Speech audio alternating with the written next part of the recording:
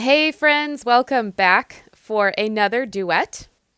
So this is going to be part one of two parts for this duet. So go ahead and open up your blue book here and turn to page 15. We're going to be looking at this duet called Waltz.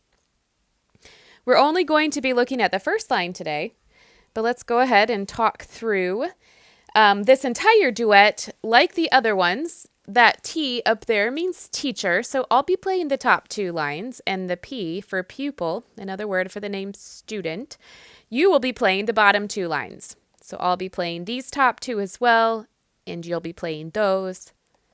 I'll be playing these, and you will be playing those.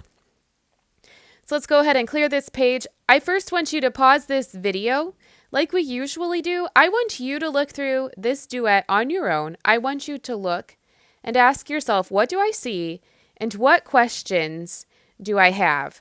Go ahead, pause this video, and then come back once you've had a chance to look over this duet.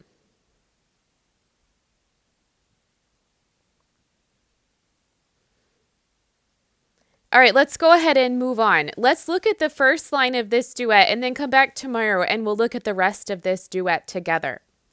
So first things first, let's take a look at your clefs. Let's look at the ones that you will be playing down here. We have an F clef and another F clef. So just like our previous duets, both your hands will be playing below middle C down here with this F clef. Let's also take a look at our fingerings. We have a 4 for your right hand and a 2 for your left hand.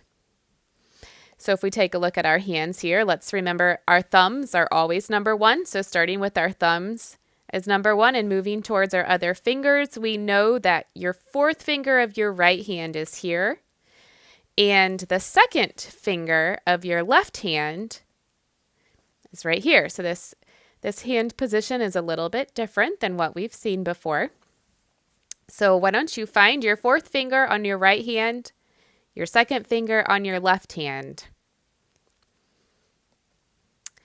Then let's also take a look at the first note. So here's your first note, and here's your left hand's first note. And let's take a look at a piano. So what are those first notes that you will be playing? Remember, these are both F clefs, so take a look at your first notes. Can you figure them out?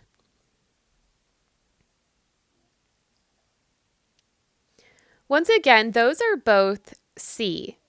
So just like our other duets, you will observe that your right hand and your left hand are playing the exact same notes and rhythms, just an octave apart. So here's middle C down here on our piano where I just put that blue arrow. So your right hand will be on the C below middle C, the 4th finger of your right hand, and your left hand will move even further down on the piano down here to the other C. So your right hand and your left hand will once again be playing the same notes, just in different octaves. Okay? So let's move on a little bit and look at a few other things here. So we started talking about dynamics, which is the loud and the soft of a song. And remember, dynamics help present our mood. We talked a little bit about forward progression of music and how music is always telling us something. And these dynamics will help express the mood or feeling of this piece. So our first dynamic marking is this fancy M and an F. And that means mezzo forte. And that means medium loud. Okay? And then the next dynamic marking we see is this decrescendo near the end of the line. So that is telling us as you play those notes, slowly get softer and softer. All right? I know there are some other new things that we see here, but we're going to stop here and let you play this first line, and we will talk about the rest of these things tomorrow or the next time you do a lesson. So what I want you to do now is take your book to the piano. I want you to pause the video and try playing your first line of this duet. So go ahead, pause the video, and come back, and I'll play it for you to see if it sounded like what you did. So go ahead and pause the video.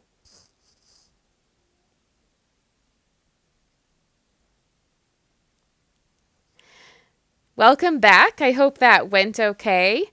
So here is what your first line of the duet sounds like.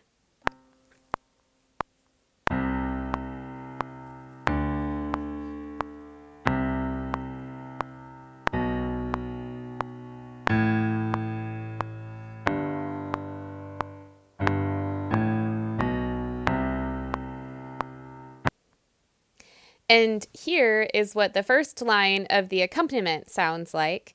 And you can use the link below if you want to try playing the accompaniment with the duet as you practice. So here's the accompaniment.